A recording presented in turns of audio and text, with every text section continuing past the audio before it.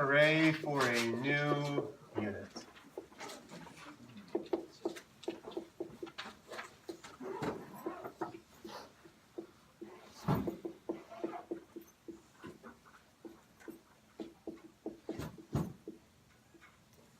This is Unit 6, Equations and Inequalities.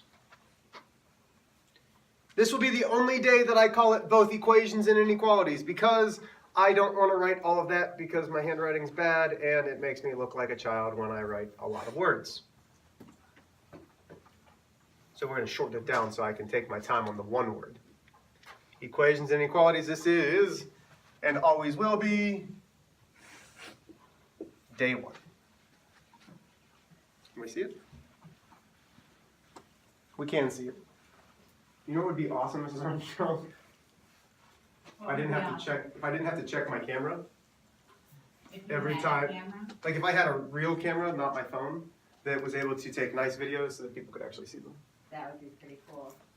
No, I don't know how many people actually see the videos anyway, because some of you still are like, where's the videos at? Not naming names, it's all right.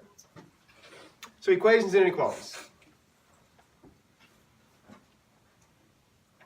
I have a plan.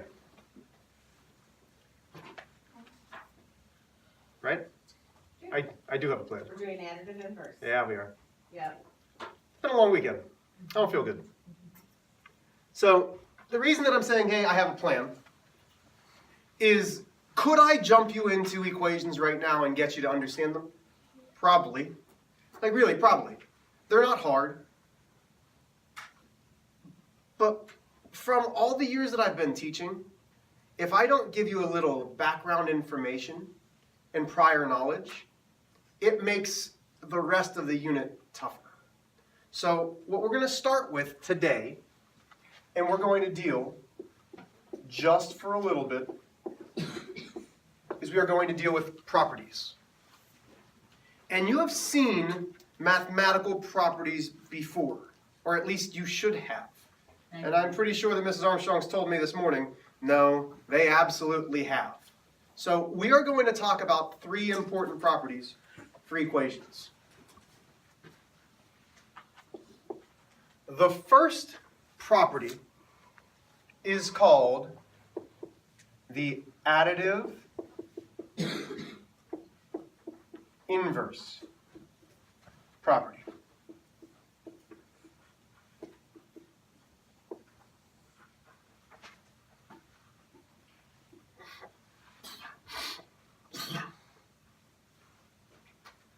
You might have seen this property before and called it the inverse property of addition. Well, you've grown up. It is no longer the inverse property of addition. It is called additive inverse. Does anybody remember what the additive inverse property is? And this is where you say, no, Mr. H, because you don't. No. No, Mr. H, we don't. Okay, good. So, I usually teach these in algebra, okay? In algebra, we use a lot of variables. So, the way that I've always shown this is the additive inverse property is really the letter A plus, because additive. Well, then we would need the inverse of the A, which is negative A. Because the whole point of additive inverse is to get the sum equal to 0. The additive inverse, the purpose of additive inverse is to get the sum equal to 0. Try that one more time. The additive inverse. The goal is to get the sum equal to what, Steph? To 0. So let's try a couple. If I say 8 plus something equals 0. What does that something... Oh man. I'm not going to pick those up. I'm trying to keep you healthy. I'm not going to pick those up either. I'm going to keep my markers down here. Okay. Yeah. So what number do I need to add to 8 to make this 0, T? Negative 8. So 8 plus negative 8, that is the additive inverse property. Well, wait a minute. What if I have negative 3 plus equals 0? Oh, wait a minute. Now we're starting with the negative. Renee, do you have an answer? No, you don't. It is a positive 3. Very good, Renee. Negative 3 plus 3 is 0. That is the additive inverse. Questions on this? Pretty easy. Yeah? Okay. The second property that is crucial for equations and inequalities is the multiplicative inverse property. Is it hard to say? Yeah. I don't think. Multiplicative?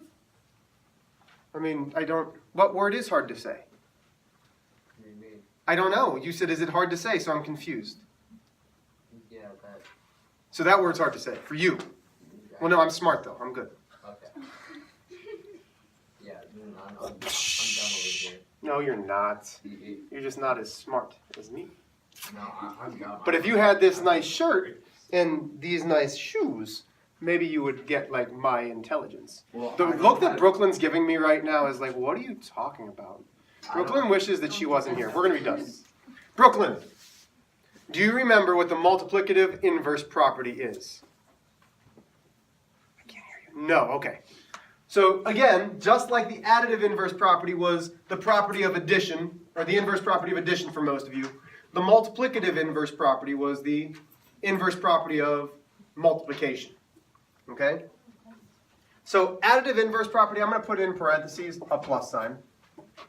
And over here for inverse property of the multiplicative, I'm going to put that little dot because we know that's a multiplication symbol.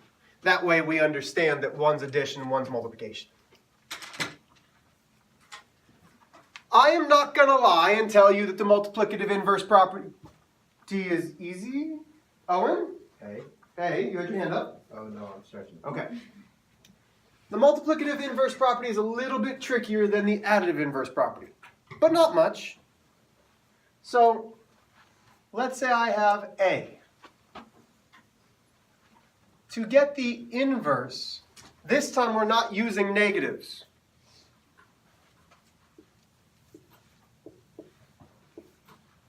But just like the goal of the additive inverse was to get 0, the goal of the multiplicative inverse is to get 1.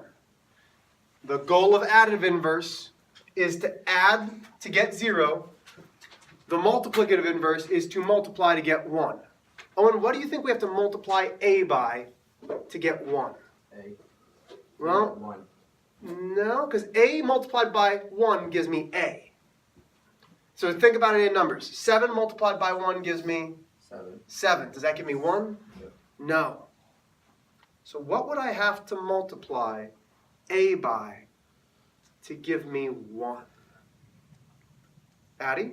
0. Okay, well, let's do it again. 7 multiplied by 0 gives me 0. So that doesn't give me 1. Layton? Okay. By a half? Well, let's do 4. You're getting closer. 4 multiplied by 1/2 is 2. So that's getting there. Steph? Well, let's do 7 multiplied by 7.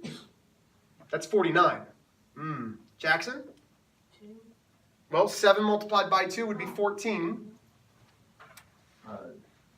75 hundredths. No. So, can A be written as a fraction? Yeah. What's the denominator of A? What? 1. Wait a minute. if I multiply this by 1 over a, well, what happens? A multiplied by 1 is a. 1 multiplied by a is a divided by a. The same number divided by itself is 1. So the multiplicative inverse property is always divided by its, what do we call that R word? Reciprocal. So let's start off basic. 7 multiplied by something equals 1. What do we have to multiply 7 by to get 1? Let's get some new hands up here. So Lauren, what do you think we need to multiply 7 by to get 1? You would have to change 7 into a fraction, so 7 over 1, and then 1 over 7. Very good, Lauren. So its reciprocal is 1/7. We multiply by the reciprocal, because 7 over 1 multiplied by 1 over 7. And when I say over, I mean division. 7 divided by 1 multiplied by 1 divided by 7 is 1. Well, let's try another one. Let's go 3/7 multiplied by something equals 1. What do I have to multiply 3/7 by to get me 1? 7/3. I'm waiting for hands. Oh. Cece? 7/3. Why am I multiplying by 7/3? What is that called? The reciprocal.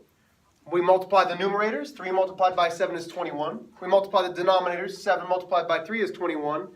We know that 21 divided by 21 is 1.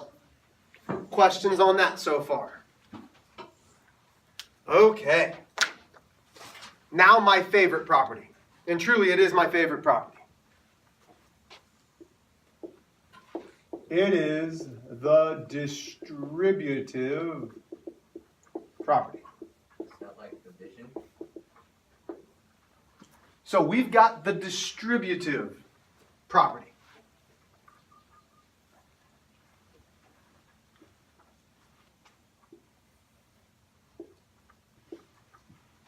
So before I fill in anything in those parentheses, copy it down and take a look.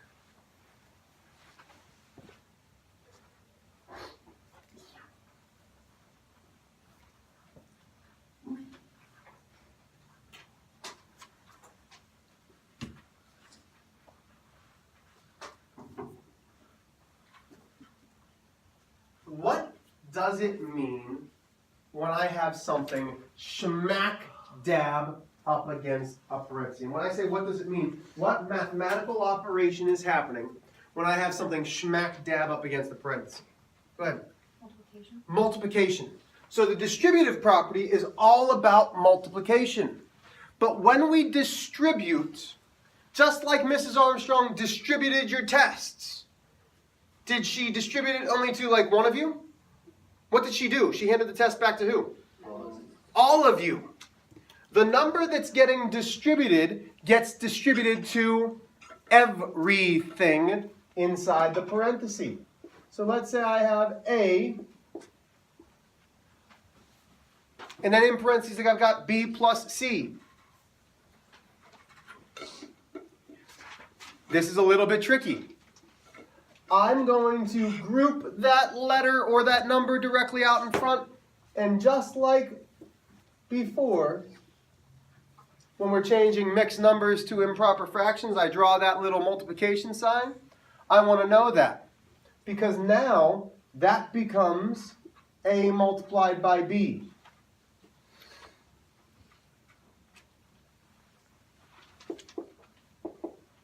But then I also have to multiply A multiplying to the positive C, which gives me a positive A multiplied by C. It looks funnier with letters than it will with numbers.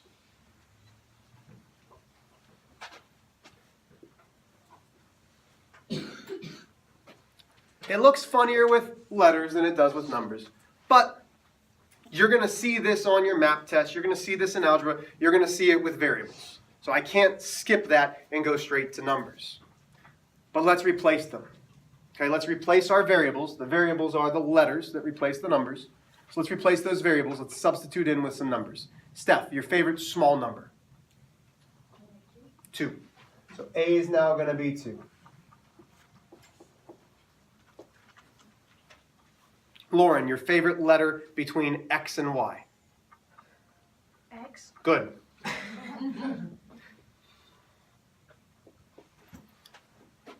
Maddox, your favorite number that's not 1 or 2 but less than 5? 4. 4. Good. So you will see this problem. And it will say one of two things. It will say distribute. It will say simplify. If it's being very specific, it will say distribute. That's telling you exactly what you have to do.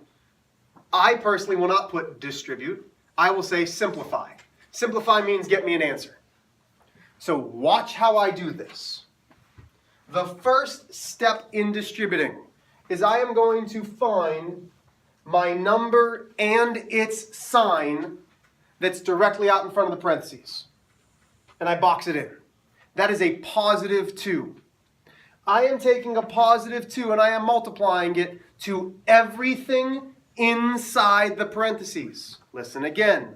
I am taking the number directly in front of my parentheses and multiplying it to everything inside the parentheses. So, Blaze, what do I need to multiply the 2 by? X. Okay. So I am taking 2 and I'm multiplying it by x. Well, here's my question first. How many x's are there? Lauren? 1. 1. I want to put in a 1x because I'm really taking 2 and I'm multiplying it by 1. What's 2 multiplied by 1, Cece? 2. What happens with that x, you think? You don't get rid of it. Lauren? It would be 2x. It would just be 2x. Because if I have 2 multiplied by 1 x's, how many x's do I have when I multiply it by 2? Well, I have 2 x's. Okay, I wish I only had 2 x's. 2x, we good there. Then what else do we have to multiply 2 by, Ella? 4. By what, Ella? 4. By what, Ella? What is the sign that goes? Oh, you ruined my fun, Mrs. Armstrong. 2 times 4. So Mrs. Armstrong said, what's the sign with the 4? A plus sign. Oh, so it's 2 multiplied by a positive 4. And folks, I can't stress this portion enough. Look what I did. I circled the number and the sign directly in front of it. That is crucial. 2 multiplied by positive 4 is positive what? 8. Addie? 8. This is simplified. And we will start talking about combining like terms, but I do not want to combine my x's with an 8. Leave the x's by themselves. Yes, Jackson? Is the first one always going to be 1? Like, No. Good question, but no. Okay, so there's our first example of distributive. I'm going to erase this multiplicative inverse. Everybody has this?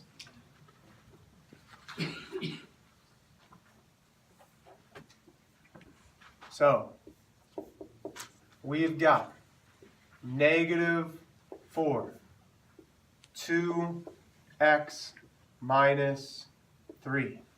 Jumping you right in the deep end. You want to have this copied down. I don't know why we're not doing that right now. We're just staring and turning our pencil in our hands. I'm very confused. So Jackson, the question you just asked, will it always be 1? We'll address here with this next example,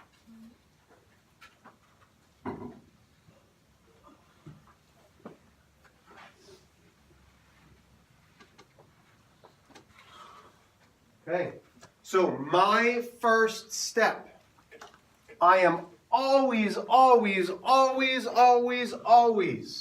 going to box in the number and the sign directly in front of my parenthesis.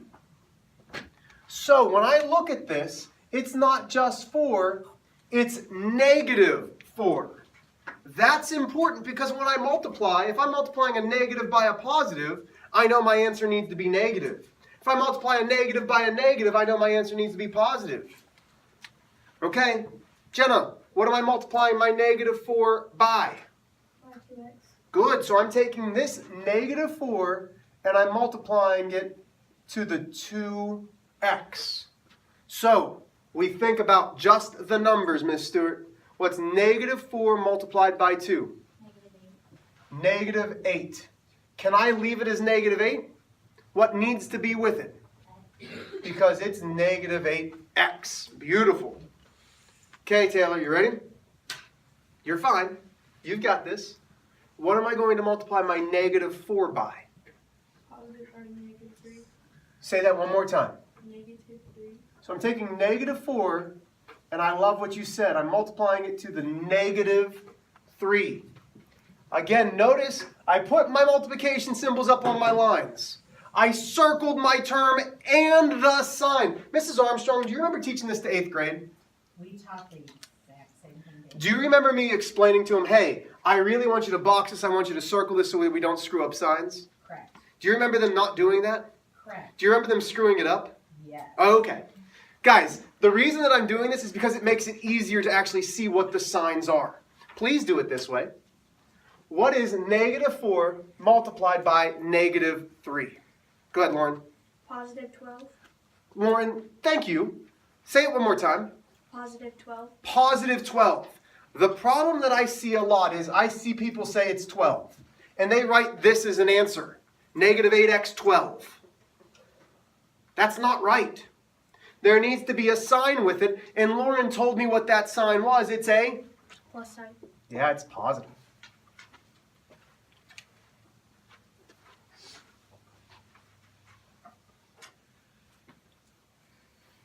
Questions? Okay. We're going to give you some problems over here on the chalkboard to do. You need to raise your hand after you're done with the first 2. Once you're done with the first 2, you may move on. Does everybody understand that? What you do not finish is homework. But after the first 2, you must raise your hand. So I'm going to put them up right here.